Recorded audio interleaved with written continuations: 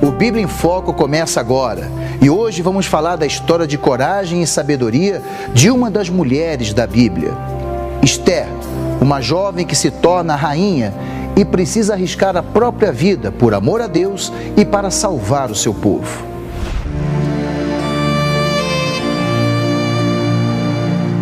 Num dia frio de março na Alemanha, pouco depois da Segunda Guerra Mundial, os judeus recém-libertados dos campos de concentração nazista celebravam a vida na tradicional festa de Purim. A Bíblia descreve que o antigo festival teve início na Pérsia 2000 anos atrás, com a luta de uma mulher para salvar seu povo da primeira ameaça de genocídio da história.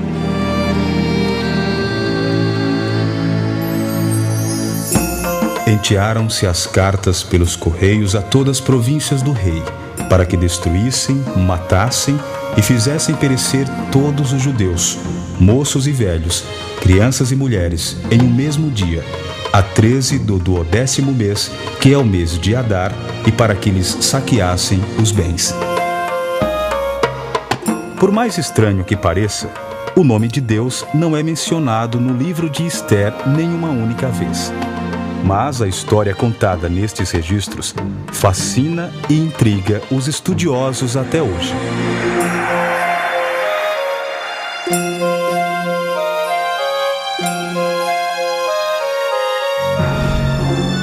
E o Senhor vos espalhará entre os povos, e ficareis poucos em número entre as nações, para as quais o Senhor vos conduzirá.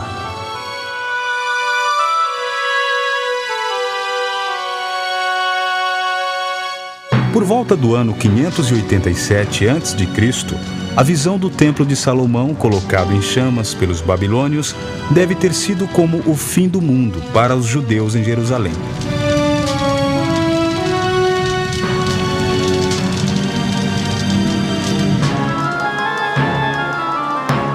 E eles estão prestes a sofrer uma tragédia ainda maior. Assim que o rei Nabucodonosor leva os judeus capturados para o seu reino na Babilônia, a maioria deles jamais voltaria a ver sua querida terra natal novamente. Mas em 539 a.C., os próprios babilônios são conquistados e passam a ser dominados por Ciro, o Grande da Pérsia. Desta forma, os judeus ficam como que espalhados ao vento. Alguns são transportados para milhares de quilômetros a leste das cidades de Suzã e também para Persépolis, uma das grandes civilizações que o mundo tem conhecimento, localizada no Império Persa.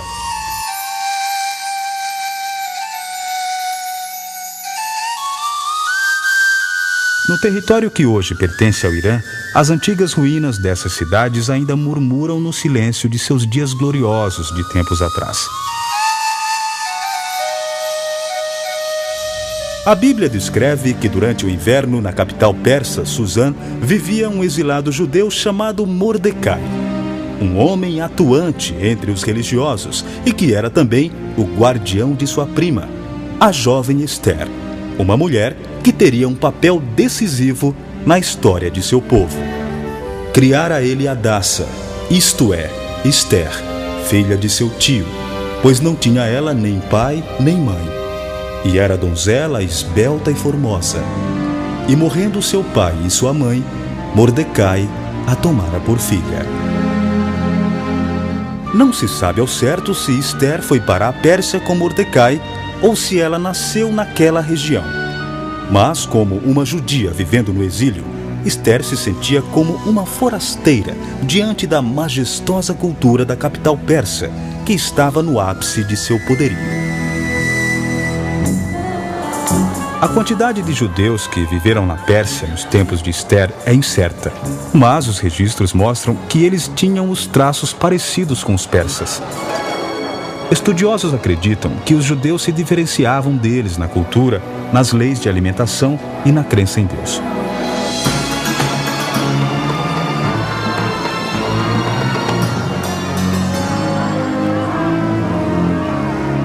Mas será que os persas oprimiam os judeus ou usavam o povo para fazer propaganda de tolerância?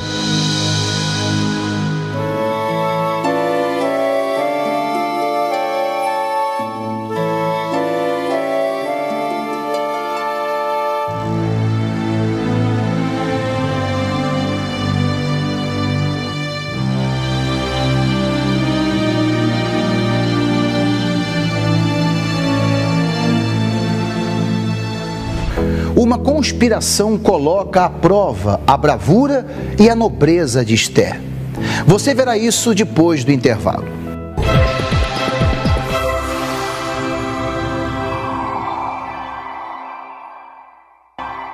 O Bíblia em Foco está de volta.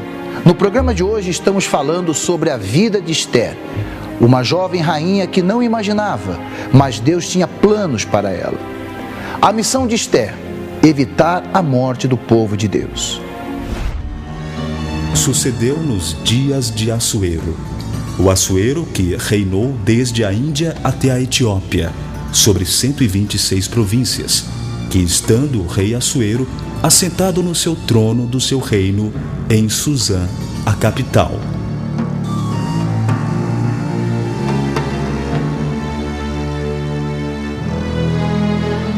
Quem foi o valente rei Assuero descrito na Bíblia?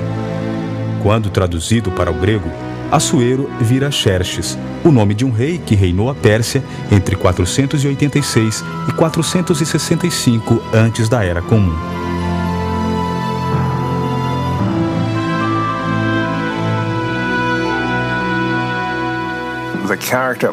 O perfil de Assuero, descrito no livro bíblico de Esther, se encaixa perfeitamente sobre o que conhecemos de Xerxes, explica o pesquisador.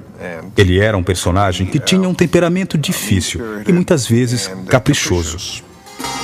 Arqueólogos escavaram o palácio de inverno de Xerxes em Suzã, localizado no território que hoje pertence ao Irã. No local, eles encontraram pistas intrigantes que ligam evidências arqueológicas ao livro de Esther. As escavações trouxeram à tona detalhes que ajudam a confirmar a veracidade da história descrita na Bíblia. Somente uma pessoa que visitou a cidade ou tinha um bom conhecimento sobre ela poderia ter descrito tão bem aquele cenário, composto pela arquitetura e organização da cidade. As cortinas eram de pano branco, verde e azul celeste, atadas com cordões de linho fino e de púrpura, a argola de prata e a colunas de mármore. Os leitos eram de ouro e prata sob um pavimento mosaico de porfírio, de mármore, de madrepérola e de pedras preciosas.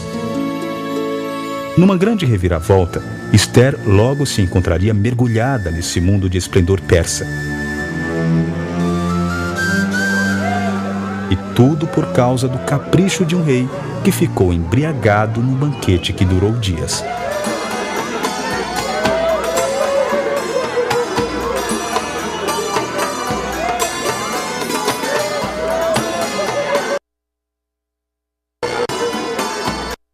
A rainha Vasti, porém, recusou atender à ordem do rei dada por intermédio dos seus eunucos, pelo que o rei muito se enfureceu.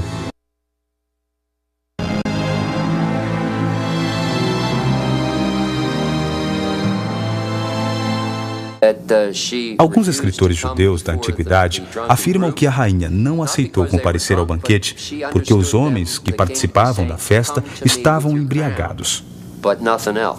Ela sabia que as intenções do rei não eram boas, pois ele havia bebido demais. Na verdade, era que ela aparecesse nua diante do grupo. A negação da rainha foi crucial para a história de Esther.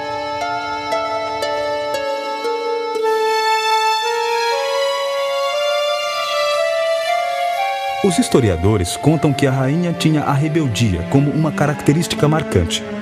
Vasti é considerada por muitos pesquisadores como a primeira feminista da história e, por isso, acabou punida.